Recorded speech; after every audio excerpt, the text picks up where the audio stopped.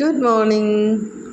Family നമ്മുടെ important ആണ് നമ്മുടെ ലൈഫിൽ. എന്ന് വെച്ചാൽ ഫാമിലിക്കകത്ത് ഒത്തിരി പ്രശ്നങ്ങളുണ്ടായിരിക്കാം, വഴക്കുകളുണ്ടായിരിക്കാം.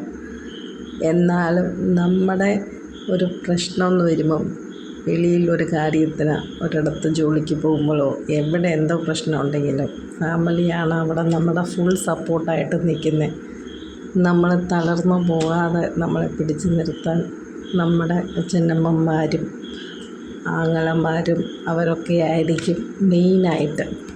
അതുകൊണ്ട് നമ്മുടെ ഫാമിലി ചെറിയൊരു പ്രശ്നം വരുമ്പം നമ്മളത് വലിയ വിഷയമാക്കി പിന്നെ മിണ്ടാതെ അങ്ങനെയൊക്കെ ഇരിക്കാതെ, ഹസ്ബൻഡ് ആൻഡ് വൈഫാണേലും വഴക്കുകളും പ്രശ്നങ്ങളും വരും, എന്നാലും അത് പറഞ്ഞ് തീർത്ത് നമ്മൾ ഒരു ഹാപ്പി ആയിട്ട് പോകണമെന്നുണ്ടെങ്കിൽ അങ്ങോട്ടും ഇങ്ങോട്ടും ഇച്ചിരി അഡ്ജസ്റ്റ് ചെയ്താലേ ആ ഫാമിലി അങ്ങനെ മുമ്പോട്ട് പോകത്തുള്ളൂ.